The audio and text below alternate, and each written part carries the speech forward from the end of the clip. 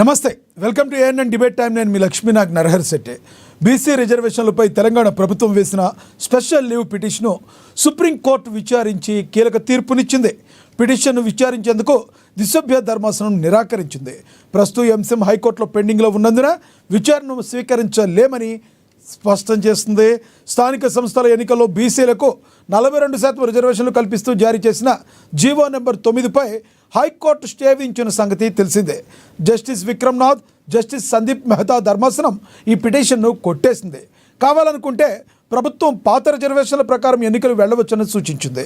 Supreme court ఆదేశాలతో సంబంధం లేకుండా తదుపరి విచారణ చేపట్టాలని హైకోర్టుకు సూచించింది.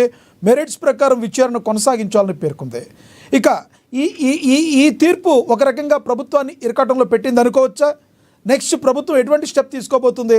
ఇదే అంశం గురించి ఈరోజు చర్చ కొనసాగిద్దాం. చర్చలో పాల్గొనేందుకు మనతో సిద్ధంగా ఉన్నారు రాజకీయ విశ్లేషకులు పాపిరెడ్డి గారు, మనతో జూమ్ కాల్లో అందుబాటులో ఉన్నారు. ఇక బీఆర్ఎస్ నేత రామ్మోహన్ గారు కూడా మనతో జూమ్ కాల్లో అందుబాటులోకి వస్తారు. అదేవిధంగా కాంగ్రెస్ అధికార ప్రతినిధి డాక్టర్ శివకుమార్ లాల్ గారు కూడా జూమ్ కాల్లో అందుబాటులోకి వస్తారు. ముందుగా మనం రాజకీయ విశ్లేషకులు పాపిరెడ్డి గారితో మాట్లాడదాం. పాపిరెడ్డి గారు నమస్తే అండి. నమస్కారం. పాపిరెడ్డి గారు, ఎలా చూడాలంటారు సుప్రీంకోర్టు తీర్పుని? ఇప్పుడు సుప్రీంకోర్టు కొత్తగా ఏం చెప్పలేదు.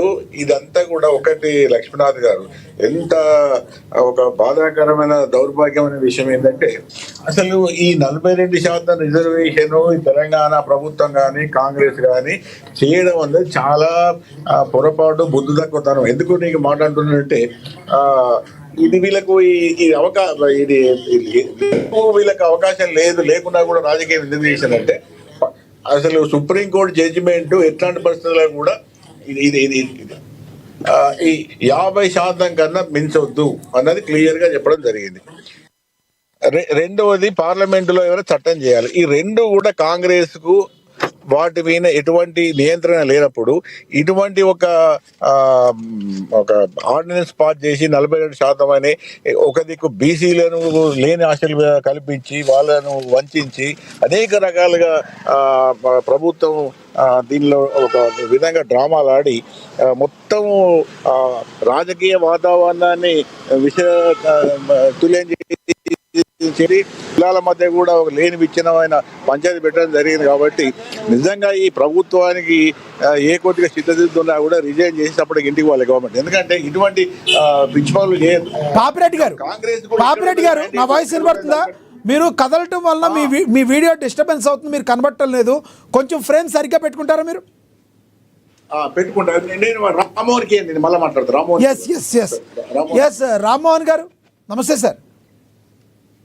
నమస్తే అండి. నమస్తే. ఎస్ సార్, రామ్మోహన్ గారు, సుప్రీంకోర్టు తీర్పుని ఏ రకంగా చూడాలంటారు ఈ బీసీ రిజర్వేషన్ల అంశం గురించి? ఇందులో కాంగ్రెస్ పార్టీ యొక్క చేతగానితనం, వాళ్ళ డొల్లతనం, వాళ్ళ శల్య సారథ్యం మరోసారి తెలంగాణ ప్రజలకు రుజువైపోయింది. ఇప్పటికైనా కాంగ్రెస్ పార్టీ చిత్తశుద్ధి ఉంటే సిగ్గు తెచ్చుకొని ఇటువంటి అబద్ధం పాటలు బంద్ చేసి ఈ తెలంగాణకు సంబంధించినటువంటి ప్రజలను మభ్యపెట్టడం బంద్ చేసి వాస్తవానికి దగ్గరగా పనిచేయాల్సిందిగా మేము సూచిస్తా ఉన్నాం వారికి. ఇన్ని రోజులు చెప్పినప్పుడు ఇప్పుడు సమాధానం చెప్పాల్సింది రేవంత్ రెడ్డి.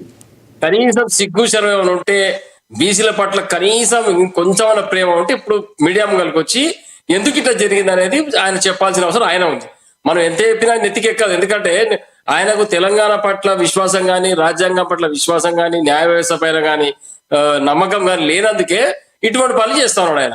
కేవలం డైవర్షన్ పాలిటిక్స్ ఇది. ప్రజలను మభ్యపెట్టి వారి యొక్క దృష్టి మరల్చి పబ్బం గడుపుకోవడానికి ఇవన్నీ పనులు చేస్తా ఉన్నాడు ఆయన. వినిపిస్తుందా లక్ష్మణ్ గారు? లక్ష్మణ్ గారు వినిపిస్తుందా? క్లియర్ గా వినబడుతుంది, కంటిన్యూ చేయండి. అది ఇటువంటి చర్యలు ఈ రోజు బీసీ సంఘ నాయకులు చాలా మంది రేవంత్ రెడ్డి గారి ఫోటోకు తీరాభిషేకం చేయడం, వారికి పోయి శాల్వాలు కప్పడం, కాంగ్రెస్ పార్టీ మంత్రులు వచ్చి మాట్లాడడం, మేమేదో రాజ్యాంగబద్ధంగా కరెక్ట్ చేసినాం, మేము చేసిన చట్టం ఇదేదో జరిగింది అని ప్రజలను మన్నట్టు హైకోర్టు తీర్పు ఇచ్చిన తర్వాత కూడా ప్రజలను మభ్యపెట్టే ప్రయత్నం చేసింది మీరు. మరి సుప్రీంకోర్టు ఈరోజు తీర్పు చెప్పింది కాబట్టి దీనిపైన ఈ యొక్క బీసీకి సంబంధించిన 42% రిజర్వేషన్ ముసాయిదా బిల్లు ఎవరు తయారు చేసిరు, దీని వెనుక ఉన్న పెద్ద మనుషులు ఎవరు, అందరు ముందుకు రావాలి. మీడియా ముందరికి వచ్చి మరి ముక్కు నీళ్ళగలుగుతారా, క్షమాపణ అడుగుతారా, మరి ఇంకేమన్నా చెప్తారా అనేది వారి యొక్క విజ్ఞత పెడుతున్నాం. ఇప్పటిగా రేవంత్ రెడ్డి కనీసం ఇంగిత జ్ఞానం ఉంటే రాజ్యాంగం పైన కోర్టు పైన నమ్మకం ఉంటే గడిచిన సంవత్సరంలో ఏం జరిగింది గతంలో తెలుసుకొని ఇటువంటి మాటలు మాట్లాడాలి. Right, ఇప్పుడైతే ప్రధానంగా తన్నుకు సావడం చందంగా ఈ రోజు కాంగ్రెస్ పార్టీ తయారైంది. అంటే ఇప్పుడు రామ్మోహన్ గారు ఇప్పుడు ఈ సుప్రీంకోర్టు తీర్పు ద్వారా ప్రభుత్వం ఎటువంటి స్టెప్ తీసుకునే అవకాశం ఉందంటారు అసలు? అసలు ఇది కాంగ్రెస్ పార్టీ సమాధానం చెప్పాలి దీనిపైన. ఎందుకంటే ఖచ్చితంగా మళ్ళీ పాత రిజర్వేషన్ పైన ఎన్నికలకు పోవాల్సి వస్తుంది, లేదా మళ్ళీ దీన్ని ఎన్నికలు పెడితే కాంగ్రెస్ పార్టీ ఓడిపోతుందని వీళ్ళు కుళ్ళు కుతంత్రంతో పనిచేస్తే ఈ ఎన్నికలు జరగకుండా మళ్ళీ ఏదో కొర్రి పెట్టి దాన్ని మేము అక్కడ పోతాం ఇక్కడ పోతాం అబద్ధాలు మాటలు మాట్లాడి ఎన్నికలు జరగకుండా చేశారు. తప్పితే ఈ యొక్క రాజ్యాంగబద్ధంగా ప్రజాస్వామ్యాన్ని రక్షించేది పోయి ప్రజాస్వామ్యాన్ని అపహాస్యం పాలు చేసుకుంటూ స్థానిక సంస్థ ఎన్నికలు ఏర్పాటు చేయకుండా ఎన్నికలు నిర్వహించకుండా తెలంగాణ ప్రజలు మోసం చేసుకుంటూ మభ్య పెట్టుకుంటూ ఈ సంవత్సరం కాలం గడిపేసిండ్రు. మళ్ళీ ఇంకొక 6 నెలలు ముందుకు తీసుకుపోతారు. అంతటా 3 సంవత్సరాలు గడిచిపోతుంది. ప్రభుత్వం ఏం చేసినా నడుస్తున్న విధంగా వీళ్ళ ఒక ప్రయత్నం ఉంది తప్పితే మనం ఎన్నికల ముందు వాగ్దానం చేసినాం, ఈ వాగ్దానం నెరవేర్చడానికి చిత్తశుద్ధితో మనం పనిచేయాల్సిన అవసరం ఉందని కనీస ఇంగితగానే ఇవ్వట్లేదు కాంగ్రెస్ పార్టీలో. ఆ మంత్రులు కూడా బీసీ మంత్రులు కూడా ఏం సమాజం చెప్తారు బీసీ సమాజానికి ఈ రోజు మంత్రులు అందరూ? మన్నాడు కాక మన పొగిడితే అందరు అడ్లూరు లక్ష్మణ్ గారు కానీ జూపల్లి కిషారావు గారు ఒక దిక్కు వాకటి శ్రీహరి గారు, మరి మీరందరూ బీసీ సమాజం మొత్తం ఈ రోజు రేవంత్ రెడ్డి ఇల్లు ముట్టడి చేయాలి. ఆర్ కృష్ణయ్య గారు అందరూ బంధుకు పిలిపించారు 18వ తేదీన. బంధు పిలుపు కాదు ఇవ్వాల్సింది ఇప్పుడు రేవంత్ రెడ్డి ఇల్లు ముట్టడి. ఎట్లా అబద్ధం చెప్పినావు, ఎందుకు చేసినావు ఇట్లా మభ్యపెట్టే పని, మోసం చేసే పని బీసీ సమాజాన్ని వాళ్ళు నిలదీయాల్సిన అవసరం ఉంది. ఏదో కలవలి మాటలు చెప్పినప్పుడు ప్రేమగా మాట్లాడితే రేవంత్ రెడ్డి అంత మొగోడు లేడు, ఈయనంతా బీసీలకు ఆపత్తి వీరనే కాంగ్రెస్ పార్టీ ఏమో చేస్తుంది బీసీ సమాజాన్ని ఇంతకంటే అభివృద్ధి పదార్థాలు లేరని బీసీ సమాజం మాట్లాడింది. ఇలా ఈ రోజు బీసీ సమాజం కాంగ్రెస్ పార్టీ ఆరోపిస్తుంది కదా, కాంగ్రెస్ పార్టీ ఆరోపిస్తుంది కదా కేవలం బీసీల మీద ప్రేమ లేకుండా బీజేపీ బీఆర్ఎస్ ఒక్కటయ్యి కనీసం కోర్టులో వాదనలు కూడా వినిపించడానికి సహకరించలేదు, బీసీల మీద ప్రేమ లేదని చెప్తుంది కదా కాంగ్రెస్ పార్టీ. సిగ్గుండాలి, సిగ్గుశరం ఉండాలి కాంగ్రెస్ పార్టీకి. బీసీ సమాజం కాదండి, 5 దశాబ్దాలు భారతదేశాన్ని అప్రతిహతంగా వెళ్ళింది కాంగ్రెస్ పార్టీ కదా. పైన కాంగ్రెస్ పార్టీ, కింద కాంగ్రెస్, అసెంబ్లీలో వాళ్ళే, రాజ్యసభలో వాళ్ళే, పార్లమెంట్ లో వాళ్ళే. అప్పుడెందుకు గుర్తుకురాలి బీసీ సమాజం? ఎక్కడ పోయింది బీసీ సమాజం? దానికి ఉదాహరణ ఒకటి చెప్తున్నారు రామ్మోహన్ గారు, దానికి వాళ్ళు ఉదాహరణ ఒకటి చెప్తున్నారు. మీ బీసీలని రిజర్వేషన్లు తగ్గించింది బీఆర్ఎస్ పార్టీ గతంలో అని చెప్పి వాళ్ళు చెప్తున్నారు కదా. బీసీ సమాజం రిజర్వేషన్ తగ్గించింది ఎందుకంటే ఆ రోజు రాజ్యాంగం ఏం చెప్పిందో ముఖ్యమంత్రి అదే చేస్తారు.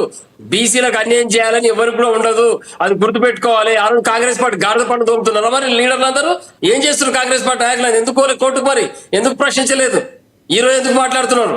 కానీ ఇవన్నీ అబద్ధం మాటలు. బీసీ సమాజాన్ని మభ్యపెట్టే పని చేయదు. ఇప్పటికి కూడా వాస్తవాలు మాట్లాడుకోవాలి, నిజాలు మాట్లాడుకోవాలి. అంతేగాని ఆ రోజు కేసీఆర్ గారు తగ్గించారు, ముఖ్యమంత్రి కేసీఆర్ గారు ఎందుకు తగ్గించారు ఆ రోజు అడిగేది ఉంటే చెప్తున్నవారు. ఎందుకంటే ఆ రోజు ఉండాల్సిన దామాష ప్రకారం అంతే రావాలి కాబట్టి అంతే ఇచ్చారు బీసీలకి. బీసీలకి అన్యాయం జరగలేదు, అది గుర్తుపెట్టుకోవాలి. తెలంగాణ ఎప్పుడైతే రాష్ట్రం ఏర్పడిన తర్వాత సబ్బండ వర్గాలకు న్యాయం చేసింది ముఖ్యమంత్రి కేసీఆర్ గారు. అంతకుముందు కాంగ్రెస్ పార్టీ చేసింది ఏం లేదు. తెలంగాణ ద్రోహం చేసింది, తెలంగాణ రాకుండా మోకాలు అడ్డం పెట్టింది కాంగ్రెస్ పార్టీ. తెలంగాణ నిట్టనిలో నాశనం కారణం కాంగ్రెస్ పార్టీ. అసెంబ్లీ సాక్షిగా చెప్పింది రాజశేఖర రెడ్డి గారు, కిరణ్ కుమార్ రెడ్డి గారు. ఇవన్నీ సాక్ష్యం పెట్టుకోనికే మేమేదో చేస్తాం. వీళ్ళు చేసింది కేవలం తెలంగాణ యొక్క గద్దె మీద కూర్చున్న తర్వాత రేవంత్ రెడ్డి ఈ యొక్క వాస్తవాలకు అర్థమైన తర్వాత నాకు ఇది పరిపాలన చేయడానికి చేతనైతే లేదు కాబట్టి నేను అవాస్ పాలు కావద్దు, 5 ఏళ్ళు నన్ను ఎవరు కూడా గద్దె మీదకి దించకుండా ఉండాలంటే ఈ బీసీ సామాజిక వర్గాన్ని వీళ్ళను మభ్యపెట్టి ఏదో ప్రయత్నం చేయాలని ఒక 42% రిజర్వేషన్ కార్డు వాళ్ళ మీద ప్రయోగించి వాళ్ళందరినీ మభ్యపెట్టి మసిమూసి మారడికాయ చేసే ప్రయత్నం చేసింది తప్పితే ఇందులో ఇది జరగదని రేవంత్ రెడ్డికి తెలుసు, ఆ బిల్లు పెట్టిన వాళ్ళకి కూడా తెలుసు. స్వయంగా జస్టిస్ ఈశ్వరయ్య గారు, బీసీ కమిషన్ మాజీ చైర్మన్ గారు, వారు కూడా చెప్పినారు ఇది ఎన్నటికీ సాధ్యమయ్యే పని కాదు, బీసీ సమాజం మేలుకోవాలని చెప్తే వీళ్ళు వెనుక ఉన్న తాబేదారులు ఎవరైతే మేము బీసీ నాయకులు అని చెప్పుకునే తాబేదారులు ఎవరైతే ఉన్నారో ఈ రాష్ట్రం యొక్క తెలంగాణ ప్రాంతంలో బీసీ సమాజాన్ని మొత్తం కూడా మోసం చేసిరు. ఇవాళ వీళ్ళందరూ సమాధానం చెప్పాలి. ఎవడెవడైతే రేవంత్ రెడ్డికి శాల్వా కప్పిడో వాళ్ళందరూ ఇవాళ బీసీ సమాజం సమాధానం చెప్పాలి. ఎందుకు కప్పిరు శాల్వా? ఇప్పుడు నిలదీరు. ఆయన నిలదీసి ఈ 42% రిజర్వేషన్ ఎట్లా చెప్పినాము అని అడగాల్సిన అవసరం ఉంది. దీనిపైన మరొక ఉద్యమం జరగాల్సిన అవసరం ఉంది. ఈ బంధు పెట్టుడు కాదు, రేవంత్ రెడ్డిని ప్రజా కోర్టులో నిలబెట్టాలి. ఫస్ట్ నిలబెట్టి అడగాలి కాంగ్రెస్ మంత్రులందరినీ, కాంగ్రెస్ బీసీ నాయకులందరినీ ఊర్లలో నిలబెట్టి ఎందుకు అబద్ధం చెప్పారు, ఓట్లు వేయించుకొని గెలిచిన తర్వాత ఎందుకు ఇట్లా మోసం చేసిరని అడగాల్సిన అవసరం ఉంది. అప్పుడు కానీ కాంగ్రెస్ వాళ్ళకు బుద్ధి రాదు. ఎన్ని రోజులు Right. మాట్లాడతారని ఇట్లా అబద్ధం Right. ప్రతిదీ అబద్ధమే, ప్రతిదీ మోసం, కుట్ర. ఏడు దశాబ్దాలు గడిచిపోయింది భారతదేశ స్వతంత్రం వచ్చి, ఇంకా కాంగ్రెస్ పార్టీ గుప్పిట్లో పెట్టుకొని రాహుల్ గాంధీ చెప్పిండు, సోనియమ్మ చెప్పింది. ఏం సిగ్గు శరవడాలి కాంగ్రెస్ వాళ్ళకు. ఏమన్నా చీమునెత్తురుంటే ఉరేసుకొని సాగుండి అందరు కలిసి. ఇదే మీరు చేసే పని. ఎందుకు వ్యక్తిగతంగా మీరు అంత ఘాటుగా వ్యాఖ్యానించాల్సిన అవసరం లేదు. గతంలో కేసీఆర్ ప్రభుత్వం కూడా చెప్పినవన్నీ కూడా ఇమీడియట్లీ చేసే దాఖలాలు లేవు. అంత ఘాటుగా స్పందించాల్సిన అవసరం ఉందంటారా? వినండి లక్ష్మీనాథ్ గారు, బీసీ ఆశలు పెట్టుకుంది. ఎన్నో ఆశలతోటి యువకులు, నవ యువకులు అందరూ రాజకీయంలోకి రావాలి, మేము ఊరికి సేవ చేయాలని చాలా మంది యువకులు, మేధావులు, విద్యావంతులు, రిటైర్డ్ ఎంప్లాయీస్ కూడా ఈ రోజు ఎలక్షన్ నిలబడడానికి తయారైతే వాళ్ళని నిట్టంగా మోసం చేసింది రేవంత్ రెడ్డి అబద్ధాలు చెప్పి. ఈ రోజు 42% ఉన్న రిజర్వేషన్ 24కో 22కో వస్తుంది. ఈ 20 మంది ఏం చేయాలి మరి? వాళ్ళ పరిస్థితి ఏం చేయాలా? ఇంత నా మోసం చేసే పని. ఇటువంటి అబద్ధం పనులు బంద్ చేయాలి, ఇటువంటి అబద్ధం మాటలు బంద్ చేయాలి. రైట్ అండి. మళ్ళీ వస్తాం మీ దగ్గరికి. మనం కాంగ్రెస్ అధికార ప్రతినిధి శివకుమార్ లాల్ గారు ఉన్నారు, ఆయనతో మాట్లాడదాం. శివకుమార్ గారు నమస్తే సార్. లక్ష్మీనాథ్ గారు నమస్కారం. ఏంటి సార్, ఒక రకంగా ప్రభుత్వానికి ఇది ఒక మింగుడు పడిన అంశం అనుకోవచ్చా? ఎటువంటి స్టెప్ తీసుకోబోతుంది ప్రభుత్వం? ఏ రకంగా ముందుకు వెళ్ళబోతున్నారు అసలు? లక్ష్మీనాథ్ గారు, ముందు ఏఎన్ఎన్ న్యూస్ ప్రేక్షకులకు, మీకు ప్యానల్ ఉన్న మా రామ్మోహన్ భాయ్కి బాగా మొత్తానికి కాంగ్రెస్ పార్టీ మీద బాగా మొత్తానికి ఆగ్రహంగా వ్యవహరిస్తుండు. ఆయనకు కూడా మా నమస్కారం. ఇంకా పాపిరెడ్డి గారు ఉన్నట్టు, పాపిరెడ్డి గారికి కూడా నా నమస్కారం. అయితే లక్ష్మీనాథ్ గారు, చెప్పండి ప్లీజ్. కాంగ్రెస్ పార్టీ ఏదైతే కామారెడ్డి డిక్లరేషన్ ఇచ్చిన తర్వాతనే బీఈసీలు ఒక రకంగా మేలుకో అయినరు, లేకపోతే ఇప్పుడు లేచి పరుగులు తీస్తున్నారు లేడీ పిల్లలాగా అంటేనే కాంగ్రెస్ పార్టీ ఇచ్చిన కామారెడ్డి డిక్లరేషన్ తప్ప ఇంకా ఏం లేదు. ఇంతకుముందు మా రామ్మోహన్ భాయ్ అంటుంటూ కాంగ్రెస్ పార్టీ వాళ్ళు ఏం చేయలేదని. కాంగ్రెస్ పార్టీ వచ్చినాక ఈ 6 నెలల్లో, ఈ రెండు సంవత్సరాల లోపల మొత్తానికి ఈరోజు కాంగ్రెస్ పార్టీ బీఆర్ఎస్ ఏదైతే చేసిందో అది 10 సంవత్సరాల చేయండి. కాంగ్రెస్ పార్టీ ఈ 2 సంవత్సరాల ఆల్మోస్ట్ ఆల్ చేసి చూపించింది. బీఆర్ఎస్ ఎన్నైతే అబద్ధాలు మాట్లాడిందో, ఇదే కేసీఆర్ ఏమన్నాడు, నేను దళితుని ముఖ్యమంత్రి చేస్తా అన్నాడు, లేదంటే మెడగోసుకుంటా అన్నాడు, కావాలి కుక్కలాగుంటా అన్నాడు, దళిత బంద్ అన్నాడు, అది హుజురాబాద్ కే పరిమితం అయిపోయింది. ఇట్లా ఆలోచించుకుపోతే దళితులకు 3 ఎకరాలు అన్నాడు, బీసీలకు బీసీ బంద్ అన్నాడు. ఏం చేసిండు? ఆయన చేసిన దాంట్లో ఒక కళ్యాణ లక్ష్మి ఒకటి, అది కూడా వాళ్ళ దాంట్లో. ఇప్పుడు వాళ్ళు చెప్పిన ఇది ఒక్కటి వదిలేస్తే మిగతా అన్ని కూడా స్కామ్లే. ఈవెన్ సీఎం రిలీఫ్ ఫండ్ లో కూడా స్కామ్లు చేసి ఇదే హరీష్ రావు ఓఎస్డీకో, హరీష్ రావు అకౌంట్ కో మళ్ళీ వాపస్ పోయాను అనేది కూడా మన టాపిక్ లో శివకుమార్ లాల్ గారు, రామ్మోహన్ గారు ఎప్పుడు అది అంటారు. ఈ కార్ రేస్ తీసుకో, ఇవన్నీ కూడా టిఆర్ఎస్ బీఆర్ఎస్ 10 సంవత్సరాల తెలంగాణని ఎంత అప్పుల రాష్ట్రం చేసింది. మిగులు బడ్జెట్ రాష్ట్రాన్ని అప్పుల రాష్ట్రం చేసి ఈ రోజు ఒక్క నిమిషం రామ్మోహన్ భాయ్, ఏదైతే బీఆర్ఎస్ చేసిన అప్పుకి 70,000 కోట్ల రూపాయలు ఈ రోజు సంవత్సరానికి కడుతుంది కాంగ్రెస్ పార్టీ. ఈ అప్పు ఎవరు చేసి పెట్టిండ్రు? ఈ అప్పు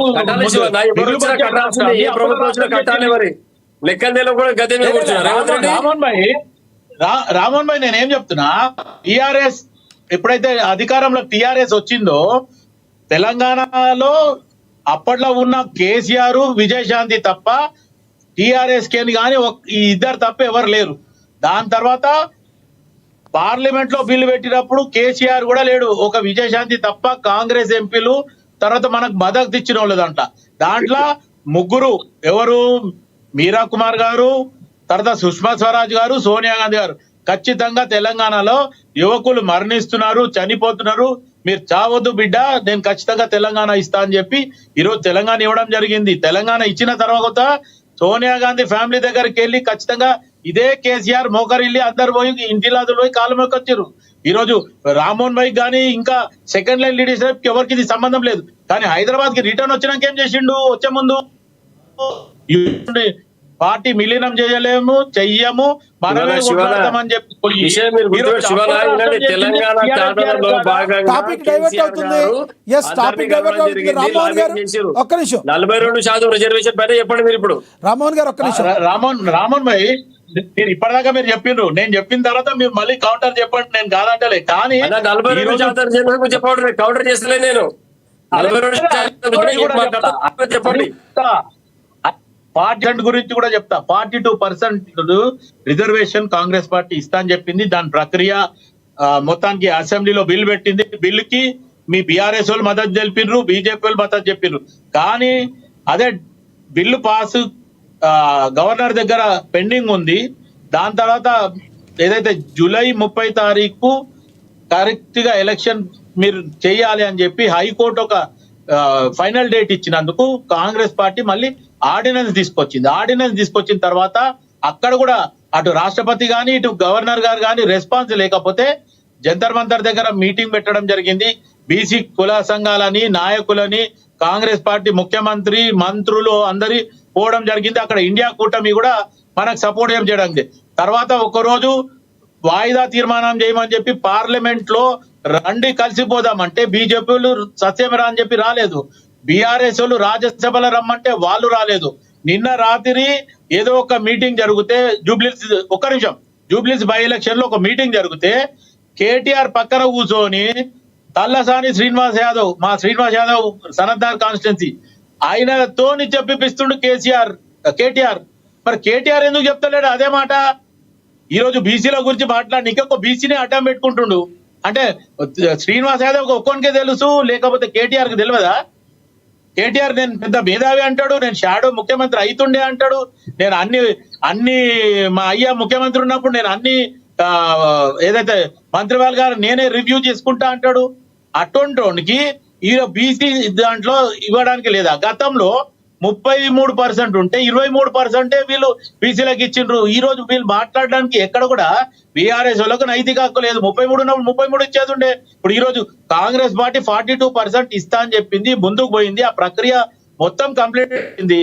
అక్కడ బీజేపీ ససేమిరా అంటుంది. బీజేపీ ఇప్పుడు దొంగ నాటకం ఏమాడుతుంది? రాహుల్ గాంధీ గారు ఒకటే మాట అంటుండ్రు, జిస్కి ఇస్సేదారి ఉత్తి భాగ్యదారి అని. ఆ నినాదాన్ని శివకుమార్ గారు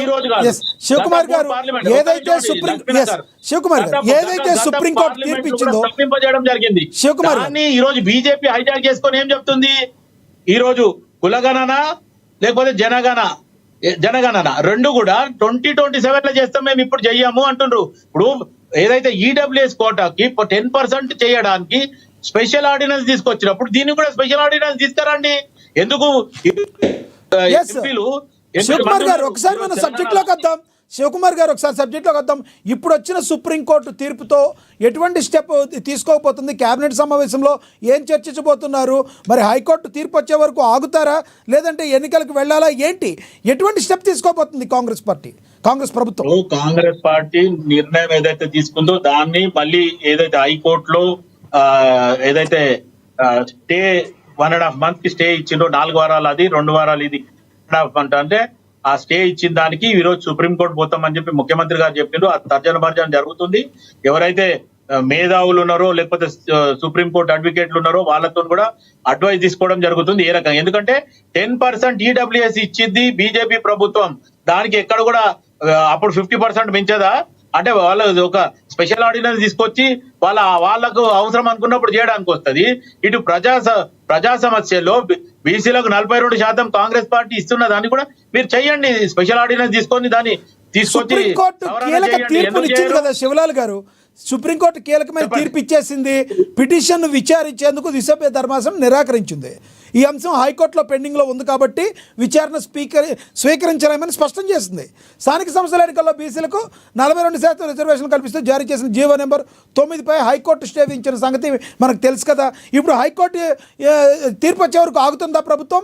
ఎటువంటి స్టెప్ తీసుకుంటుంది? సుప్రీంకోర్టు అయితే నో చెప్పింది కదా. సుప్రీంకోర్టు ఇచ్చిన దానికి కాంగ్రెస్ పార్టీ అది ఆలోచిస్తుంది. ముఖ్యమంత్రి గారు కానీ ఇవాళ మంత్రివర్గం నిర్ణయం కూడా జరిగేది ఉంది. మంత్రివర్గం నిర్ణయం తీసుకుంటారు. రేవంత్ రెడ్డి రాజీనామా చేసుకోవాలి. రాజీనామా చేయాలి. రాజీనామా డిమాండ్ చేస్తున్న బీసీ సమాజంకి వెళ్ళి ముఖ్యమంత్రి సుప్రీంకోర్టులో బిల్లు పెట్టుకొని సక్సెస్ తీసుకురాకపోయాడు. పార్లమెంట్ పనికి చేత కాదు, గవర్నర్ గారితో ఆమోద ముద్ద వేసుకోనికి చేత కాదు, ఈ ముసాయిదా బిల్లు కరెక్ట్ గా చేయడానికి చేత కాదు, ఏమి చేత కాదు. అబద్ధాలు మాట్లాడాలి, గద్దెగా కూర్చోవాలి, బీసీ సమాజాన్ని మోసం చేయాలి, తెలంగాణ రైతాంగాన్ని మోసం చేయాలి, తెలంగాణ ప్రజలను మోసం Right, చేయాలి, రామ్మోహన్ గారు, yes. తెలంగాణ నిరుద్యోగులను రామ్మోహన్ మోసం గారు, మీరు చేయాలి, మాట్లాడారు, ఇస్తాం తెలంగాణ మీకు, విద్యార్థులను yes. మోసం ఆయన చేయాలి, మాట్లాడినామండి. యావత్ తెలంగాణ రాష్ట్రాన్ని మోసం చేయాలి. ఈ పని కాంగ్రెస్ పార్టీ. శివలాల్ గారు ప్లీజ్ కంటిన్యూ. ఇప్పుడు కాంగ్రెస్ పార్టీ ఒకవేళ పని చేస్తలేదనే ఉద్దేశంతోనే ప్రజలు కూడా తెలంగాణ తెచ్చిండ్రు. పోనీ కేసీఆర్ దీనికి ఉద్యమానికి లేకుండే అనే రకంగా 10 సంవత్సరాలు టిఆర్ఎస్ కు, ఆ తర్వాత మీరు జంప్ అయ్యి మేము తెలంగాణ రాష్ట్రం అని పక్కన పెట్టి తెలంగాణ రాష్ట్రం పేరు కూడా మింగేసుకొని భారత రాష్ట్ర సమితి అని పెట్టుకొని పోయినరు. భారత రాష్ట్ర సమితి అని చెప్పి ఇక్కడ క్రీడాకారులకు ఏమని ఇచ్చిండ్రా, రైతులకు ఏమన్నా, పక్క రాష్ట్రాలలో పోయి మీరు గొప్పతనం చెప్పుకోరు. మొత్తానికి అక్కడ ఇక్కడ ఉన్నది పోయింది, ఉంచుకున్నది పోయింది అనే రకంగా ఈరోజు టిఆర్ఎస్ బిఆర్ఎస్ ప్రభుత్వం అయిపోయింది. రెండోది కేసీఆర్ బయటికి రాడు, కవిత మళ్ళా కొత్త డ్రామా ఇవాళ ఈ జోలి వద్దు. ఉన్నోళ్ళే దొంగలు 42 రిజర్వేషన్ పైన మాట్లాడి మీరు ఏం చెప్తుంది? రామ్మోహన్ భాయ్ ఒక్క నిమిషం. ఇప్పుడు కవిత ఏం చెప్తుంది?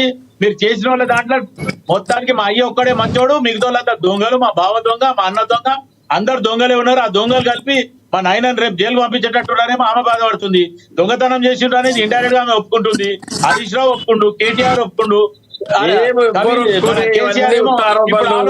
ఇప్పుడు బీసీ సమాజానికి కాంగ్రెస్ పార్టీ ఏం సమాధానం చెప్పాలి?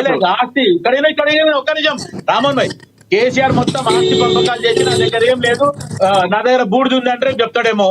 ఆ రకంగా మొత్తం పనిచేసి రాజీనామా చేస్తా అంటాడు. రాజీనామా నేను అధ్యక్ష పదవికి రాజీనామా చేస్తా, నేను మొత్తం పొలిటికల్ రిటైర్మెంట్ తీసుకుంటాను కేసీఆర్ మొత్తానికి స్టేట్మెంట్లు ఇస్తున్నాడు. అంటే పార్టీలో భయం అనేది మొదలైపోయింది. ఈ రోజు రేపు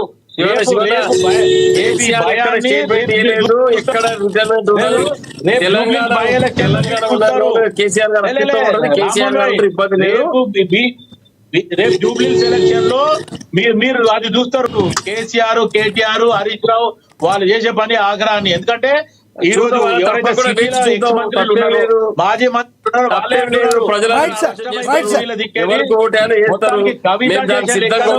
అర్థమైతే లేవు. మొత్తం ఇది ఫ్యామిలీ పాలిటిక్స్ అయిపోయినాయి, ఫ్యామిలీ పార్టీ అయిపోయింది. ట్రయాంగిల్ సిరీస్ ఒకటే పార్టీలో వాళ్ళే కొట్టుకుంటారు అంటుండ్రు.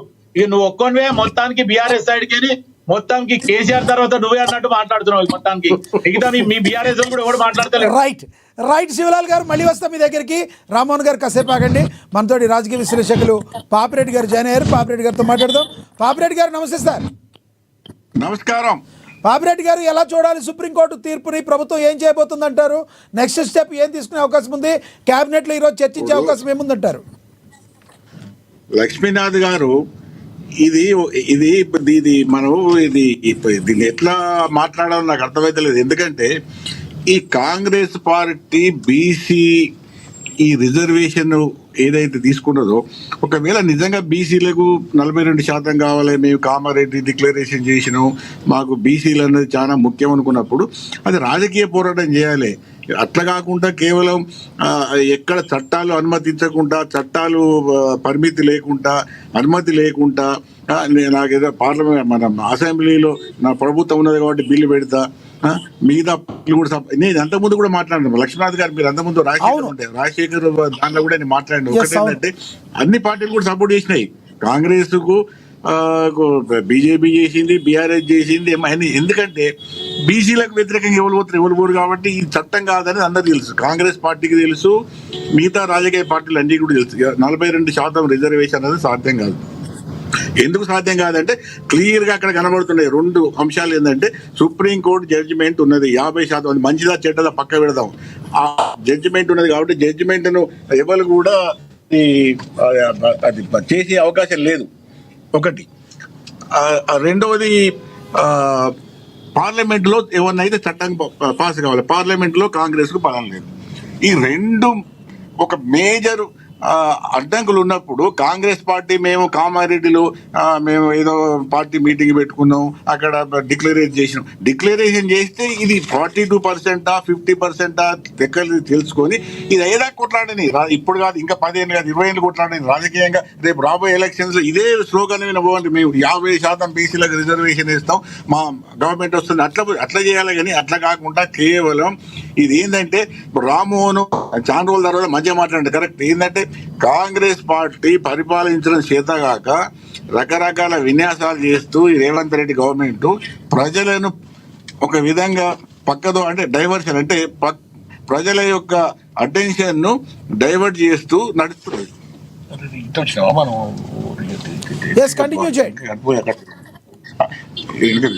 అయితే అట్లా అట్లా కాకుండా ఏం చేసిందంటే ఇప్పటికే చేసిన తప్పలేదంటే అసలు ఎట్లా ఇప్పుడు లక్ష్మీనాథ్ గారు మీరు కూడా డిస్కషన్ పెట్టారు కదా, మీకు కూడా కొంత అవగాహన ఉంటుంది. అసలు 42% కాదు, ఇప్పుడు 50% కన్నా మించే రిజర్వేషన్ మించొద్దు అది ఉన్నది. అది ఉన్నప్పుడు వీళ్ళు 42% ప్లస్ 21-22% అంటే 66-67% ఎట్లయితుంది? ఇప్పుడు కేసీఆర్ మీద విరుచుకపడడం, కేసీఆర్ 27% చేసింది, ఇప్పుడు కేసీఆర్ చేసిందంటే రాజ్యాంగం యొక్క పరిధిని లోబడి కేసీఆర్ 23-24-30 ఎంతో చేసిండు. ఆ ఎలక్షన్స్ పోయారు, ఎలక్షన్లో గెలిచే వాళ్ళు గెలిచారు, ఓడిపోయారు, ఇన్వాల్వ్ నడిచింది. కానీ ఇప్పుడు కాంగ్రెస్ ప్రభుత్వం తీసుకున్న సూత్రబద్ధమైన ప్రిన్సిపల్ అంటారు. ఈ సూత్రబద్ధమైన విషయం ఏంటంటే కాంగ్రెస్ కు అవకాశం లేదు, కాంగ్రెస్ కు పార్లమెంటులో బలం లేదు, సుప్రీంకోర్టు తీర్పు అట్లే ఉన్నది. మేము చేసినాం, మేము వేస్తాం, ఒక బట్ట కాల్చి మీద వేస్తాం, లేకపోతే బుద్ధ తలుతాం, మీరు కడుక్కుంటారా లేరు మీ ఇష్టం. అంటే ఇదేంటంటే ఒక విధంగా కాంగ్రెస్ పార్టీ మేము కామారెడ్డి డిక్లరేషన్ చేసినాం కాబట్టి మేము చేసినాం. ఇప్పుడు తెలుసు వాళ్ళకి అందరికీ కూడా తెలుసు, మొత్తం మంది తెలుసు. ఎవరన్నా ప్రైవేట్ లో మాట్లాడుకుంటే బిల్లు పాస్ కాదు, బిల్లు సాధ్యం కాదు. ఎందుకు సాధ్యం కాదంటే అక్కడ కనబడుతుంది క్లియర్ గా. ఇప్పుడు నీకు రేవంత్ రెడ్డి గవర్నమెంట్ 61 సీట్లు వచ్చి 61 సీట్లు వచ్చి గవర్నమెంట్ వచ్చిన ఎంత సత్యమో, సుప్రీంకోర్టులో 50% ఉన్నది కూడా అంతే సత్యం. ఇదెంత సత్యం, అది అంతే సత్యం. కాబట్టి ఆ సత్యాలను చట్టాలను విస్మరించి నేను బీసీలు ఇప్పుడు ఒకటి శివలాల్ యాదవ్ గారు నేను ఒకటి అడుగుతాను. పోయినసారి కూడా చెప్పిన, మనం అంతకుముందు కూడా మాట్లాడుకున్నప్పుడు కూడా నేను అదే చెప్పిన. అయితే కాంగ్రెస్ గవర్నమెంట్ కు ఉన్నది 2 ప్రత్యామ్నాయాలు. అయితేనేమో పాత రిజర్వేషన్ ప్రకారం పోవాలి, రైట్ వేరే పోయారు. మీరు హైకోర్టు పోయినా మళ్ళీ హైకోర్టులో మీకు అది వచ్చిన హైకోర్టు ఏమైంది, మీకు 45 రోజులలో అదే కౌంటర్ ఏమన్నది, అది ఎన్ని రోజులు పడుతుందో తెలియదు. ఆ హైకోర్టు అయిన తర్వాత మళ్ళీ సుప్రీంకోర్టు పోవాలి. ఏది కూడా సుప్రీంకోర్టు జడ్జిమెంట్ అగైనెస్ట్ హైకోర్టు పోదు. ఇవన్నీ కూడా తెలుసు. వీళ్ళు కాంగ్రెస్ వాళ్ళంతా ఏది ఆలోచన పరులు కాదు, లేకపోతే వాళ్ళకి ఆలోచన లేదని కాదు. ఉన్నప్పటికీ కూడా ఇదన్నీ మరి ఉన్నప్పటికీ కూడా ఎందుకు చేస్తారు? ఇదంతా అసలు సమస్య ఇది. ఎంత ఉన్నప్పటికీ కూడా కాంగ్రెస్ పార్టీ ఇంత అడ్డగోలుగా అధ్వానంగా 42% అని GOMS 9 కావచ్చు, ఈ 9 ఇది ఎందుకు తీసుకొచ్చి ఇదంతా ఎందుకు చేసింది? ఆగ మేఘాలమైన ఏం కాకముందే రిజర్వేషన్స్ కూడా ప్రకటించేది. అంతే ఏంటంటే ఒక విధంగా ఇలా 2 విషయాలు అన్యాయం జరిగింది. ఒకటి బీసీలను లేనిపోని ఆశలు కల్పించి వాళ్ళను అన్యాయం చేయడం. రెండోది కులాల మధ్య అంటే నిజంగానే చట్టం చేయదలుచుకుంటే చట్టం చేసి దాని ప్రకారం పోయినా బాగలేదు. ఏం లేకుండా ఉట్టిగా కులాల మధ్య ఒక వైమస్యం, ఒక గొడవలు సృష్టించే పని తప్ప కాంగ్రెస్ చేసింది ఏం లేదు. నిజంగానే నేను చెప్తాను శివలయ్య గారు, ఇప్పటికి కూడా మీకు దమ్ము ధైర్యం సిద్ధసిద్ధి ఉంటే 20 ఏళ్ళ వరకు కొట్లాడడం ఉంది. 42 కాదు 50% తీసుకురా. దాని మీద ఎలక్షన్స్ పోనీ మీరు బీసీలకు రాజకీయ అధికారం మేము తీసుకొస్తాము. కాంగ్రెస్ పార్టీ ఏకైక ఏజెండా 50% తోనే మేము మళ్ళీ అధికారంలోకి వస్తాం. పోయింది ఎవరైతే ఇది 5 ఏళ్ళు కదా, ప్రపంచంలో బీసీల ముందు పోనట్టు 5 ఏళ్ళు కాదు 50 ఏళ్ళు పడుతుంది అభివృద్ధి కావాలంటే. కాబట్టి ఇది ఒకసారి ఈ ఎలక్షన్లతోనే కుంభమురుతుంది, కుంభదేలుతుంది కాదు. కాబట్టి నిజంగా మీకు సిద్ధశుద్ధి ఉన్నది, కాంగ్రెస్ పార్టీకి సిద్ధశుద్ధి ఉన్నది, రాహుల్ గాంధీకి ఉన్నది, మీకున్నది, రేవంత్ రెడ్డి గారికి ఉన్నది, అందరికి ఉన్నది అనుకుంటే ఇది ఒక ఏజెండాగా పెట్టుకొని భవిష్యత్తులో కొట్లాడినప్పుడు రాజకీయ పార్టీలు, అది రాజకీయం అయినప్పుడు ప్రజలకు పోయినప్పుడు ప్రజల మద్దతు ఉన్నప్పుడు మిగతా రాజకీయ పార్టీలు మీకు ఎంబడి వస్తాయా లేకపోతే అవే ఏది కాలమార్గ అవుతాయి అనేది వాళ్ళు రాజకీయ పార్టీలు వేసుకుంటారు. కాబట్టి బీజేపీ బీఆర్ఎస్ ఎందుకు సపోర్ట్ చేస్తే మీకు శివలాల్ యాదవ్ గారు వాళ్ళు ఎందుకు చేస్తారు? వాళ్ళకి ఏం అవసరం? మీ బిల్లు ఇది, మీరు రాజకీయ లబ్ధి కోసం ఎలక్షన్ ముందు మేనిఫెస్టోలో పెట్టుకున్నారు. వాళ్ళు ఎందుకు చేస్తారు మీకు సపోర్టు? దేనికి చేస్తారు వాళ్ళు? మీరు అధికారం రావడంలో ఆ డిక్లరేషన్ కొంత మీకు దూరం చేసింది. శివకుమార్ లాల్ గారు ఏదో చెప్తున్నారు, చెప్పండి శివ గారు. అడగండి నేను చెప్తాడు. అడగండి శివ గారు, చెప్పండి. శివకుమార్ లాల్ గారు అడగండి శివలాల్ గారు ఏదో అడుగుతున్నారు. మీ వాయిస్ మ్యూట్ లో ఉన్నట్టు చూడండి. మ్యూట్ తీసేయండి. మ్యూట్, మీ వాయిస్ అన్మ్యూట్ చేయండి.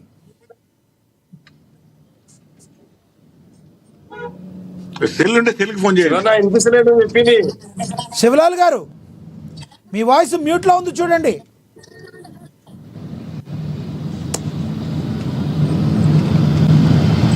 రైట్ శివ గారు, మళ్ళీ ఇస్తాం మీకు. మనం ఒకసారి మాట్లాడదాం. కంటిన్యూ చేయండి సార్, మీరు కంటిన్యూ చేయండి పాపిరెడ్డి గారు. లక్ష్మీనాథ్ గారు, నేను ఒకటే మళ్ళీ ఒక విషయం చెప్తున్నా. ఇదంతా కూడా వాళ్ళ ఎందుకు నేను కోపంతో అంటలేను, లేకపోతే వ్యతిరేకత. ఇది 1% కూడా ఛాన్స్ లేదు. 42% బీసీలకు రిజర్వేషన్ దేశంలో మారకుండా కేవలం తెలంగాణ రాష్ట్రంలోనే ఈ బీసీ రిజర్వేషన్ వస్తుంది అని ఏదైతే వీళ్ళు ఈ జీవో తీసుకొచ్చి ఇప్పుడు ఇవన్నీ రిజర్వేషన్స్ ఇవన్నీ పెట్టారో, ఇది నిజంగా సాధ్యం కాని పని. ఇది వాస్తవాలకు కూడా పూర్తిగా విరుద్ధం. అయినప్పటికీ కూడా ఇంకా బుకాయించి ఇంకా మేము అది చేస్తాం ఇది చేస్తాం. ఇప్పుడు వాళ్ళు కేబినెట్ మీటింగ్ పెట్టుకొని వాళ్ళ చేతులు ఏమున్నది, ఏం చేస్తారు? సపరేట్ నోరు మూసుకొని ఊకుండాలి. వాళ్ళ చేతులు ఏం హైకోర్టులో పోయింది, సుప్రీం కోర్టులో అన్ని పోయినాయి. అన్ని కూడా అంటే ప్రజల్లో ఒకటి పాపిరెడ్డి గారు, ప్రజల్లో సామాన్య ప్రజల్లో ఇప్పటికీ కూడా మనకి అక్షరాస్యత శాతం కంప్లీట్గా లేదు. ఇలాంటి టైంలో ప్రజల్లో బీసీల్లో కాంగ్రెస్ పార్టీ చేస్తానంటే బీఆర్ఎస్ బీజేపీ అడ్డుకుందని ఆలోచించే ప్రజలు ఉంటారంటారా? ఇది ఒక రకంగా కాంగ్రెస్కి ఉపయోగపడే అంశం ఉంటుందంటారా? ఇప్పుడు ఒకటి లక్ష్మీనాథ్ గారు, ఇది కాంగ్రెస్ యొక్క శుద్ధి, కాంగ్రెస్ మీద విశ్వనీయత, ప్రజలలో నమ్మకం ఉంటే ఈ బీజేపీ బీఆర్ఎస్ కొంత జవాబు చెప్పుకోవాల్సిన అవసరం ఉంటుంది. కానీ నాకు తెలిసిన మటుకు ఇవాళ ఈ చేసిన అవకాశవాద రాజకీయంతో కాంగ్రెస్ ఇవాళ బీసీలలో నమ్మకం పోయింది, మిగతా ప్రజలలో కూడా నమ్మకం పోయింది. కాబట్టి పెద్దగా ఇప్పుడు బీజేపీ బీఆర్ఎస్ నడితే వాళ్ళు అదే అంటారు, ఇది సాధ్యం కాని వాళ్ళు చేసారు. నిజంగా ఎవరు అడిగినా కూడా ఈవెన్ ప్రపంచంలో ఎవరిని అడిగినా కూడా సుప్రీంకోర్టు జడ్జిమెంట్ అట్లున్నప్పుడు పార్లమెంటులో అది బిల్లు పాస్ కానప్పుడు రిజర్వేషన్ పెంచడం అనేది సాధ్యం కాదని ఏ మామూలు అడిగినా చెప్తారు. అది పెద్దగా నీకు లాయర్ కూడా ఎక్కర్లేదు, రాజ్యాంగం మీద కానీ చదువుకు ఏ కొద్దిగా అవగాహన విషయాల మీద వాళ్ళు కూడా చెప్తారు. కాబట్టి ఇక్కడ నేను అనుకునేది ఏంటంటే కాంగ్రెస్ పోతుంది. ఎందుకంటే బీసీలలో లేని ఆశ పెట్టారు. బీసీలకు ఆఖరికి ఏం లేకున్నా కూడా ఎలక్షన్ నోటిఫికేషన్ ఇచ్చారు, రిజర్వేషన్స్ డిక్లేర్ చేశారు, హంగామా చేశారు, ఆఖరికి వచ్చారు, జీరో అయ్యారు. ఇప్పుడు ఈ బ్యాక్లాష్ అంటే ఈ బీసీల యొక్క కాంగ్రెస్ పోతుంది. మీకు తెలిసి కూడా ఇంత ఎందుకు చేశారు? ఇవి వస్తుంది, అన్ని బయటకు వస్తాయి. ఇవన్నీ ఇన్ని రోజుల దాకా మాకేదో వస్తుందన్న భ్రమలో కొంత బీసీ వర్గాలు ఉన్నప్పటికీ కూడా ఇవాళ సుప్రీంకోర్టు దాంతో అది కూడా పోయింది. సాధ్యం కాదనేది వాళ్ళు కూడా అర్థమవుతుంది. కాబట్టి సాధ్యం కానప్పుడు ఎందుకు చేశారు? చేయాల్సిన విధంగా చేయకపోగా ఏం చేయాలి? మరి పోనీ ఇప్పటికైనా అన్ని రాజకీయ పార్టీలకు ఏజెండా చేయగలుగుతారు. ఇప్పుడే చెప్తాను, బీసీ నాయకులు కానీ ఇంత బ్రహ్మాండంగా వాళ్ళు ముందుకొచ్చి అన్ని రాజకీయ పార్టీలకు ఏజెండా చేయదు. ఏజెండా మాకు సీట్ ఇస్తేనే రేపు వచ్చేది లేదు, సచ్చేది లేదు. ఎమ్మెల్యే ఎంపీ సీట్లలో మాకు 50% టికెట్లు ఇస్తేనే మేము బీసీల అందరం మీకు ఓటేస్తామని రాజకీయం అంతా యూనిటీ ఆ చైతన్యం పట్టుకురాని. ఇప్పుడు ఈ కోర్టు అక్కర్లేదు, హైకోర్టు అక్కర్లేదు, ఎవడక్కర్లేదు, రాజకీయ పార్టీలు అన్ని సచ్చినట్టు చేయాల్సింది. శివకుమార్ లాల్ గారు, అనంతసేపు సార్ శివకుమార్ గారు కంక్లూడ్ చేయండి, చెప్పండి. మీరే చెప్పలేదు, మళ్ళీ మీట్లే ఉన్నది మొత్తం. శివకుమార్ లాల్ గారు, మీ వాయిస్ మ్యూట్ లో ఉంది చూడండి. ఎక్కడుంది? మన బ్యాంకు దాటినావా? దాటలేదు కదా, ఇదే కదా ముందే. శివకుమార్ గారు, నా వాయిస్ వినపడుతుందా?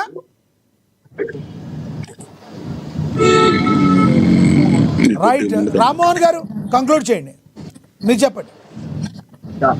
ఇప్పటికైనా కాంగ్రెస్ పార్టీ పెద్దలు చెప్పినట్టు కాదు, కేవలం మభ్యపెట్టే రాజ్యాంగంపై నమ్మకం లేదు, చట్టంపై విశ్వాసం లేదు వాళ్ళకు. ఇప్పుడు సమాజం ప్రశాంతంగా కాలం వెల్లడిస్తుంది. తెలంగాణ ప్రాంతంలో కూడా ఈ ఎన్నికల పేరు మీద బీసీ వర్గాలకు, జనరల్ వర్గాలకు పంచాయతీ పెట్టి ఈ రోజు ఊర్లో ఏం జరుగుతుందంటే జనరల్ సీట్లలో, అన్రిజర్వ్ సీట్లలో కూడా బీసీలకు అవకాశం ఇవ్వద్దని ఈ రోజు జనరల్ అభ్యర్థులు కొట్లాడే పరిస్థితి తీసుకొచ్చింది కాంగ్రెస్ పార్టీ. ఇన్ని రోజులు ఎట్లా ఉండే, గడిచిన ఇన్ని రోజుల్లో ప్రతి ఎలక్షన్లలో జనరల్ సీట్లలో కూడా బీసీ నాయకులు 80% పైగా పోటీ చేశారు. రామ్మోహన్ గారు కంక్లూడ్ చేశాక మీకు ఇస్తా. మీకు ఇందాక ఇచ్చాను, మీ వాయిస్ మ్యూట్ లో పడింది. ఒక మాట లక్ష్మణ గారు చెప్పండి. లక్ష్మణ గారు చెప్పండి. జనరల్ సీట్లలో కూడా బీసీ నాయకులే 80% పైగా సీట్లలో నిలబడేవారు స్థానిక సంస్థల ఎన్నికలలో. ఈ రోజు ఏమైంది? పంచాయతీ రేవంత్ రెడ్డి పెట్టిన పంచాయతీకి ఈ రోజు మీ సీట్లు మీవి, మా సీట్లు మావనే కాడికి వస్తారు పంచాయతీ. ఇప్పుడు ఊర్లలో లేని గొడవలు సృష్టించి ప్రశాంతంగా కాలం వెల్లదీసిన తెలంగాణ ప్రజల మధ్యలో చిచ్చుపెట్టే ప్రయత్నం చేసిన రేవంత్ రెడ్డి. ఖచ్చితంగా తెలంగాణ ప్రాంతంకి ఏదైతే మభ్యపెట్టి చీటింగ్ పూర్తిగా ఎలక్షన్ బిఫోర్ 42% రిజర్వేషన్ ఇస్తాను కామరేడ్ డిక్లరేషన్ చేసి మభ్యపెట్టి హైకోర్టుకు పోయి నేను ఏదో బిల్లు పంపించిన మరి ఇవన్నీ బీసీ సంఘ గవర్నర్ నేతలకి తెలవంటారా? ఆర్ కృష్ణ గారు మొదలుకొని మిగతా వాళ్ళ బీసీ సంఘ నేతలందరూ మరి ఉద్యమాలు చేస్తున్నారు కదా 42% కావాలని. అదే అడుగుతున్నా. ఇప్పుడు బీసీ సమాజాన్ని మోసం చేయడానికి వీళ్ళను కూడా ఉపయోగించుకున్నాడు. మరి వీళ్ళు కూడా సమాధానం చెప్పాలి. ఈ రోజు ఇన్ని రోజులు బీసీ ఉద్యమాలు నడిపారు మీరు, ఏ అవగాహన తోటి మీరు రేవంత్ రెడ్డి గారు ఇప్పుడు పోయారు అనేది ఈ రోజు బీసీ సమాజానికి ఆ బీసీ నాయకులు ప్రాతినిధ్యం వహిస్తున్న నాయకులు సమాధానం చెప్పాలి. ఈ రోజు గ్రామీణ స్థాయిలో కార్యకర్తలు అడగాల్సిన అవసరం లేదు నాయకులను. ఆ శ్రీనివాస్ గౌడ్ గారిని, జాజుల శ్రీనివాస్ గారిని, లేకపోతే ఆర్ కృష్ణయ్య గారిని, ఇంకెవరైతే బీసీ సమాజాన్ని క్లెయిమ్ చేసుకున్నారో ఇన్ని రోజులు వాళ్ళందరూ ఇప్పుడు సమాధానం చెప్పాల్సిన అవసరం ఉంది. రేవంత్ రెడ్డి పైన ఏం చర్య తీసుకుంటారు మీరు? చీటింగ్ కేసు బుక్ చేయాలి ముఖ్యమంత్రి పైన. తెలంగాణ ప్రాంత బీసీ సమాజాన్ని మోసం చేసినందుకు చీటింగ్ చేయాలి. ఎందుకంటే చీటింగ్ కేసు ఎందుకు అంటున్నా అంటే తెలిసి కూడా అబద్ధాలు మాట్లాడి హైకోర్టు పోతాం, సుప్రీంకోర్టు పోతాం అని అబద్ధాలు మాట్లాడుతున్నాడు. ప్యూర్లీ చీటింగ్ ప్యూర్లీ చీటింగ్, తెలిసి చేయడం మోసం. ఇది ఖచ్చితంగా మోసం చేసింది కాబట్టి దీనిపైన కేసు బుక్ చేయాల్సిందే. బీసీ సమాజం దాని కొరకు కొట్లాడాలి. ఈ రోజు బీసీ నాయకులు సమాధానం చెప్పుకోవాలి. రేవంత్ రెడ్డి కాంగ్రెస్ పార్టీ నిలదీయాలి. ఇటువంటి అబద్ధం మోసం పనులు చేస్తే ఎన్ని రోజులు తెలంగాణ ప్రాంతం మధ్య చిచ్చు పెడతారంటే మీరు తెలిసి కూడా చేస్తారు ఈ పని. మీరు రాజ్యాంగబద్ధంగా ఇది వీలు కాదని అందరికీ తెలుసు. అయినా రేవంత్ రెడ్డి గారు ఈ తెలంగాణ ప్రాంత బీసీ సమాజాన్ని మోసం చేసి నిట్ట నిలులా మోసం చేసింది కాబట్టి దీన్ని బీఆర్ఎస్ పార్టీ తీవ్రంగా ఖండిస్తుంది. ఇంకా చేతనైతే పరిపాలన కాబట్టి వెంబడే రాజీనామా చేసి గద్దె దిగిపోని చెప్తా ఉన్నాం. ఇంకెవరైనా సమర్థత నాయకుడు వస్తాడు ఈ యొక్క తెలంగాణ ప్రాంతాన్ని పరిపాలిస్తాడు. అంతేగాని ఇట్లా దొంగ మాటలు మాట్లాడుకుంటూ అబద్ధం చేష్టలు చేసుకుంటూ ఎన్ని రోజులు మోసం చేస్తావు? ఇట్లా రాజ్యాంగం పైన విశ్వాసం ఉంటే ఇటువంటి మాటలు కానీ ఇటువంటి డైలాగులు కొట్టావు. ఇప్పుడు రామ్మోహన్ గారు ఇప్పుడు ముఖ్యమంత్రి స్థాయిలో ఉన్న వాళ్ళు ఏదో పొరపాటున ఒక రకంగా మాట్లాడతారు. గతంలో కేసీఆర్ మాట్లాడారు, అదేవిధంగా రేవంత్ రెడ్డి గారు కొన్నిసార్లు మాట్లాడారు, ఇప్పుడు కేటీఆర్ గారు మాట్లాడుతున్నారు. అధికార ప్రతినిధులు ఉన్న మీరు కూడా గౌరవం ఇచ్చి పుచ్చుకోవాలి కదా. మీరు కూడా ఏకవచనంతో సంబోధిస్తున్నారు ముఖ్యమంత్రి గారిని. మీకు తగునా ఇది? సంబంధించిన రేవంత్ రెడ్డి గారు గారు అంటున్నాము, గారు అని అంటున్నా నేను. ఎవరైతే బీసీ సమాజాన్ని ఇట్టన్లో మోసం చేసిండో 420 చీటింగ్ కేసు పెట్టమంటారు ఆయన పైన. తెలిసి ఎట్లా చేస్తారండి? ఎట్లా పెడతావు? 42% రిజర్వేషన్ చెల్లదని తెలిసి బీసీ సమాజం ఎన్ని రోజులు మోసం చేస్తారా? ఎన్నికలు పెట్టకుండా ఎన్నికలకు పోతే పార్టీ బజార్లో పడుతుంది తెలిసి ఇంత మోసం, ఇంతకన్నా వేరే వర్డ్స్ చెప్పడానికి వస్తలేదు మాకు. రైట్ సార్, ఇంత ఇబ్బందికర పరిస్థితి. రైట్. గ్రామాల్లో బీసీ నాయకులు అంతా ఎంతో ఆశపడ్డారు జరుగుతుందని. నీకు చేతగాక అక్కడ చట్టం లేదని తెలిసి ఇంత మోసం చేసినామంటే ఇంతకన్నా దౌర్భాగ్యం ఏముంటుంది? ఏముంటది? ఏకవచనం ఏముంటదండి? ఏకవచనం ఇస్తున్న రోజులకు మర్యాద ఇస్తే తెలంగాణ మన గౌరవాన్ని తీసుకున్నట్టుది. మీ ఆయన కానీ సంయమనం పాటిస్తూ ఒక్క మాట మాట్లాడతలేం, చెడ్డ మాటలు మాట్లాడతలేం. ఆయనలాగా ఇష్టం వచ్చిన లాంగ్వేజ్ వాడతలేము. పేగులు మెడలు వేసుకుంటా, గొంతు మింత బొంద పెడతా మాట్లాడతాడు ఆయన. అటువంటి మాటలు మేము మాట్లాడతలేము. మేము ఇంకా గారనే సంబోధిస్తున్నాం. ఇంత మోసం చేసిన వ్యక్తి ఈ రోజు పదవి కూర్చోడు అనర్హుడు. రాజీనామా చేసి ఇంటికాడ కూర్చోవాలి. ఇంకెవరు వచ్చి కూర్చుంటారు ఇక్కడ? నిన్నటి కాక నిన్న చూసినాం కదా రాత్రి బీసీ సమాజం సంబంధించినటువంటి మంత్రి గారిని ఎంత ఇబ్బంది పెడుతున్నారో మన సురేఖ గారిని. సో టీవీలో రావడం జరిగింది. ఇటువంటి పనులు చేస్తాడు ఈయన.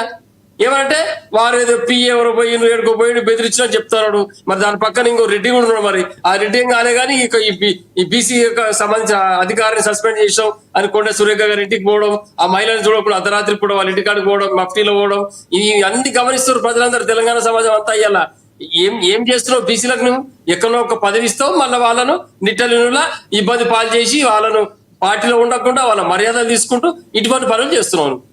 ఏం చెప్తావు సమాధానం బీసీ సమాజానికి? అసలు బీసీలకి సంబంధించి ఇంత ప్రేమ ఉన్నటువంటి కేసీఆర్ గారికి, అదే కేటీఆర్ గారికి, మీ బీఆర్ఎస్ పార్టీకి ఎందుకు వచ్చింది? మీరేం చేశారు బీసీలకి? అసలు మీ 10 ఏళ్ల కాలంలో వినండి 10 సంవత్సరాలు బీసీ సమాజానికి మేము ఏం చేసామో బీసీ సమాజం తెలుసు. వాళ్ళు మాట్లాడేది ఉంటే ఇందులో రేవంత్ రెడ్డి ఆ రోజు ఏం చేసిన 10 ఏళ్ళు ఉన్నాడు కదా రాజకీయంలో. కాంగ్రెస్ పార్టీ అంతా ఉత్తమ్ కుమార్ రెడ్డి ఉన్నాడు, రాజగోపాల్ రెడ్డి ఉన్నాడు, వెంకటరెడ్డి ఉన్నాడు, అందరు ఉన్నారు. ఏం చేసిన వీళ్ళందరూ? మరి బీసీ సమాజానికి మేము చేసిన పని ఎవరు చేయలేదు. సబ్బండ వర్గాలు ఏకం చేసిన కేసీఆర్ గారు ఈ యొక్క తెలంగాణ సాధించిండు. సంక్షేమ పథకాలు అందరికీ అందించడం, ఎవరు కూడా ఇబ్బంది పెట్టలే. పచ్చని పంటలు పండుతున్నాయంటే కేసీఆర్ గారు చేసిన పనే. నీళ్లు, నిధులు, కరెంటు ఇన్ని ఇచ్చినాం.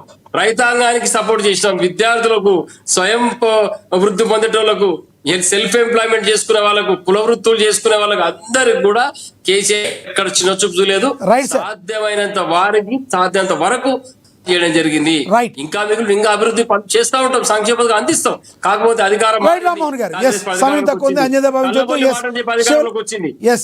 మేమేం చెప్తున్నాం అంటే ఏదైతే ఎన్నికల ముందు చెప్పినావో దాని మీద స్టాండ్ కామని చెప్తున్నాం మేము. Right. ఆ పని చేయమంటున్నాం. తెలంగాణ ప్రజలు మోసం చేయకు. Yes, శివకుమార్ లాల్ గారు. నీ స్వార్థ ప్రయోజనాలు కాపాడుకోవడానికి Conclude చేయండి. తెలంగాణ ప్రాంతాన్ని మోసం ఎస్ రామ్మోహన్ గారు ఆగండి ప్లీజ్. ఎస్ శివ గారు కంక్లూడ్ చేయండి. శివకుమార్ లాల్ గారు ప్లీజ్ కంక్లూడ్ చేయండి. ఓ రామ్మోహన్ భాయ్ ఏం చెప్తుండంటే 10 సంవత్సరాల వీళ్ళు చేసిన అభివృద్ధి ఇంకెవరు చేయలేదు అంటుండు. మరి అభివృద్ధి చేస్తే ఈ ఖజానా ఎందుకు కాలైంది, లేకపోతే అప్పుల రాష్ట్రం ఎందుకు అయింది? వీళ్ళు వాళ్ళ నాయకులు చేసిన దొంగతనంకే కదా ఈరోజు తెలంగాణ మొత్తం అప్పుల రాష్ట్రం అయింది. మొత్తానికి ఎక్కడ పోయినా ఎవరు నమ్ముతారని చెప్పి ముఖ్యమంత్రి ఓపెన్ గా చెప్పడం జరుగుతుంది. రామ్మోహన్ భాయ్, నువ్వు మాట్లాడేటప్పుడు నేను మాట్లాడతలే, మళ్ళీ మీరు ఇట్లా మాట్లాడితే నేను కూడా కాంట్రవర్షియల్ మాట్లాడదు. నేను చెప్పేది మీరు వినండి. మీరు ఆల్రెడీ చెప్పేశారు. మీరు మొత్తానికి మా కేసీఆర్, మా కేటీఆర్, మా కవిత, మా హరీష్ రావు, మా అమ్మాయి కోట్ల ఏళ్ళు పెడితే కూడా వాళ్ళకు ఏలని కూడా తెలియదు అని చెప్తున్నారు. అది కాదు, వాళ్ళు చేసిన పనే తెలంగాణకు దోపిడి దొంగల్లాగా దోచుకున్నారు. ఇవాళ దినం చెడ్డ మాటలు మాట్లాడడం, తెలంగాణలో బూతులు మాట్లాడడం నేర్పించిందే కేసీఆర్ అండ్ ఫ్యామిలీ. ఈ రోజు కేటీఆర్ ఏం మాట్లాడుతుండో ఒకసారి ఆలోచించుకో. ఇప్పుడు సిటీ మంత్రి తలసాని శ్రీనివాస్ యాదవ్ ఎంత కూల్ గా మాట్లాడుతుండు, నిన్న రాత్రి ఎంత ఓపెన్ గా మాట్లాడుతుండు, ఒక్క బూత్ మాట లేదు. మళ్ళీ అదే కేటీఆర్ కు దమ్ము లేదు ఆ మాట మాట్లాడనికే. శ్రీనివాస్ యాదవ్ ని పక్కన పెట్టి ఆయనతో ఎందుకు మాట్లాడిపిస్తుండే? ఆయన మాట్లాడేది ఉండే. నేను గతంలో షాడో ముఖ్యమంత్రిగా నేను బిహేవ్ చేసిన, నేను ఇప్పుడు కూడా మాట్లాడతా, నేను మొనగాన్ని మాట్లాడేది ఉండే. శ్రీనివాస్ యాదవ్ ఎందుకు ముంగడ పెట్టి మాట్లాడుతుండు? ఆయన ఉన్న అనుభవం కాబట్టి ఆయన తెలివిగా ఓపెన్ గా మాట్లాడిండు. ఎవరు కట్టిరుగొద్దు పాందావద్ లాగా. అదే కేటీఆర్ దమ్ముంటే మాట్లాడమనేది ఉండే. నిన్నటి సబ్జెక్ట్ లా మాట్లాడలే. ప్రెస్ మీట్ మొత్తం ఆ జాజుల శ్రీనివాస్ ని, లేకపోతే ఆ శ్రీనివాస్ గౌడ్ ని, లేకపోతే మొత్తానికి ఆర్ కృష్ణయ్య, ఈ మొత్తం బీసీ నాయకులంతా ఆడ పోయి కూరుకొని మీ దగ్గర కూడా అడిగినరు, మేము మొత్తం బంధకాలు ఇస్తున్నాం మీరు ఇస్తారా అంటే కేటీఆర్ చెప్పేది ఉండే. ఎందుకు శ్రీనివాస్ యాదవ్ ని మధ్యన పెట్టిండు అంటే ఆయన చెప్తే ఎవరు నమ్మడు అనేది అర్థమైపోయింది. కేటీఆర్ పని అయిపోయింది, కేసీఆర్ పని అయిపోయింది, హరీష్ రావు పని అయిపోయింది, కవిత పక్క దుఃఖం పెట్టుకుంది, అయిపోయింది. ఈ రోజు ఇబ్బందికరంగా ఏం లేదు. వాళ్ళు కాంగ్రెస్ పార్టీ మీద నెపం పెట్టి పక్క జరగదాం. మీ చేతిలో బాల్ ఉన్నప్పుడు మీరు 23% ఎన్నికనేది మీరు ఫస్ట్ ఆఫ్ ఆల్. ఈరోజు కాంగ్రెస్ పార్టీ కామారెడ్డి డిక్లరేషన్ 42% ఇస్తా అన్నాకనే బీసీలు కూడా మువ్వెత్తున ఎత్తిండ్రు. ఈ రోజు మాకు ఖచ్చితంగా బీఆర్ఎస్ గాని గతంలో గాని తప్పు జరిగింది. ఇప్పుడు కాంగ్రెస్ పార్టీ అన్నందుకే మేము కూడా అందరం చైతన్యమైనము, ముందుకు పోతున్నాము. 80% అన్నట్టు జెండాలు ఎజెండాలు లేకుండా బీసీలు 50% కంటే ఎక్కువ కూడా నిలబడ్డారు. సర్పంచ్లు గాని ఎంపీటీసీలు గాని అవి గతంలో కూడా కాదంటలేను. కానీ ఈ రోజు 42% అనేది ఇంకా పక్కా వస్తే రేపు ఒకవేళ కోట్ల కాదు అనుకున్నా కాంగ్రెస్ పార్టీ పరంగా 42% ఇస్తామని చెప్పి మొదలు కూడా చెప్పడం జరిగింది. ఇవన్నీ బీజేపీ కానీ లేకపోతే ఈ రోజు బీఆర్ఎస్ కలిసి రావడం లేదు రైట్. శివకుమార్ లాల్ గారు కంక్లూడ్ చేయండి. శివకుమార్ లాల్ గారు టాపిక్ మీద కంక్లూడ్ చేయండి. ప్రభుత్వం ఎటువంటి స్టెప్ తీసుకోబోతుంది? మరి పాత రిజర్వేషన్లు బట్టి ఆగుతుందా, ఎన్నికలకు వెళ్తుందా, కేబినెట్ లో ఎటువంటి నిర్ణయం తీసుకునే అవకాశం ఉంది? మన లక్ష్మీనాథ్ గారు నేను ఓపెన్ గా చెప్తున్నా, గతంలో పాపిరెడ్డి గారు ఎన్నోసార్లు అడిగిండ్రు, పాత రిజర్వేషన్ల లాగానే పోతేనే అవుతుంది లేకపోతే కాదు అన్నాడు. కాంగ్రెస్ పార్టీ ముఖ్యమంత్రి మధ్యవర్గంలో ఒకటే నిర్ణయం తీసుకున్నారు. కాంగ్రెస్ పార్టీ 42% ఖచ్చితంగా బీసీలకు ఇచ్చే ఎలక్షన్ కి పోతుందని ముఖ్యమంత్రి గారు కూడా ప్రెస్ మీట్ లో చెప్పిండు. ఆ సుప్రీం కోర్టులో ఏం నిర్ణయం వస్తుంది, లేకపోతే ఈడ హైకోర్టులో కూడా ఏం తీసుకున్నా దాన్ని 42% పరంగానే ముందుకు పోతామని చెప్పి ముఖ్యమంత్రి గారు రేవంత్ రెడ్డి గారు చెప్పడం జరుగుతుంది. ఖచ్చితంగా ఆ దిశగానే ముందుకు పోతుంది. Right, thank you. S Papireddy గారు కంక్లూడ్ చేయండి ప్లీజ్. ఇప్పుడు లక్ష్మీనాథ్ గారు ఇద్దరు ఆర్గ్యుమెంట్స్ లో సరే, అసలు బీసీ రిజర్వేషన్ కన్నా కూడా వాళ్ళ పార్టీలో స్టాండ్ గురించి చెప్పుకోవడం జరిపింది. అయితే విషయం ఏంటంటే ఇప్పుడు శివరాజారావు గారు వాళ్ళు కాంగ్రెస్ వాళ్ళు ఎంత వాళ్ళు మాట్లాడినప్పటికీ కూడా చట్టాలు అనుకూలంగా లేవు. దీన్ని ఒప్పుకోక ఇంకా మేము చేస్తాం ఇది చేస్తాం అంటే ఏం లేదు. ఎందుకంటే ఇవాళ హైకోర్టు చెప్పింది, సుప్రీంకోర్టు చెప్పింది, మళ్ళీ కోర్టుల్లో కేసులు ఉన్నాయి 42. ఇప్పుడు నేను ఒకటే అడుగుతున్నా, ఇప్పుడు సుప్రీంకోర్టు జడ్జిమెంట్ కాదు ఈ 50% కన్నా మించి కాంగ్రెస్ ప్రభుత్వం ఎట్లా చేస్తుంది? అందరూ అడిగేది, నేను ఒక్కడిని కాదు, ప్రతి ఒక్కరు అడిగేది అది సాధ్యం కానప్పుడు 42% అది చేయడమే ఆర్డినెన్స్, కనీసం చట్టం కాలేదు. అది కోర్టుల నోటిఫికేషన్ ఇవ్వడము, రిజర్వేషన్స్ అనౌన్స్ చేయడం, ఇవన్నీ కూడా ఏంటంటే దీనిలో నాట్ కనిపించేది ఏంటంటే కాంగ్రెస్ బీసీల యొక్క అభివృద్ధి, బీసీ సంక్షేమం కన్నా కాంగ్రెస్ పార్టీ తన రాజకీయ పబ్బం కోసం, రాజకీయ మనుగడ కోసం, రాజకీయ లబ్ధి కోసం చేసే ప్రయత్నంగా కనబడుతుంది. ఎందుకంటే అసలు ఒక దిక్కు ఏది 9th నాడు కోర్టులో జడ్జిమెంట్ ఉండే హైకోర్టులో నోటిఫికేషన్ ఇస్తారు. దాని అర్థమైంది అంటే మేము ఇచ్చినాం, మీ ఇష్టం, ఇగో మేము ఈ ఊళ్ళల్లో బీసీలకు వచ్చింది, ఈ మండలాల్లో బీసీలకు వచ్చింది, జడ్పీటీసీ వచ్చినాయి, ఎంపీటీసీ వచ్చినాయి, ఈవెన్ ఆ జిల్లాలను కూడా మేము డిక్లేర్ చేసినాం బీసీ. అంటే ఇదంతా ఏంటి అంటే మేము చేసేసినాం, బీసీలకు ఇచ్చినాం, కానీ మధ్యన కూడా అడ్డమడ్డాడు వాడు చేసాం. ఇవన్నీ కూడా కేవలం అవి వాళ్ళు చెప్పుకోవడానికి, వాళ్ళు మాట్లాడడానికి పనికి వస్తుంది. కానీ ప్రజలలో ఏమనుకుంటున్నారంటే ప్రజలు నమ్మడం లేదు. ఎందుకంటే ఇది లేనిది చేసింది అనేది ప్రజలలో బలంగా ఉన్నది. ఇవాళ సుప్రీంకోర్టు ఇచ్చిన దాంతో ఆ కొద్దిగా 5-10% ఇవ్వాలన్నా నమ్మిన వాళ్ళు కూడా అది కూడా నమ్మకుండా పోయారు. కాబట్టి వాస్తవాలను గుర్తించకుండా ఇప్పుడు శివలాల్ గారు, ఇప్పుడు వాళ్ళ cabinet supreme, not cabinet supreme కాదు, రేవంత్ రెడ్డి గారు సుప్రీం కాదు, కాంగ్రెస్ గవర్నమెంట్ తెలంగాణ సుప్రీం కాదు, సుప్రీంకోర్టు ఈ సుప్రీం అండ్ పార్లమెంట్ ఈ సుప్రీం.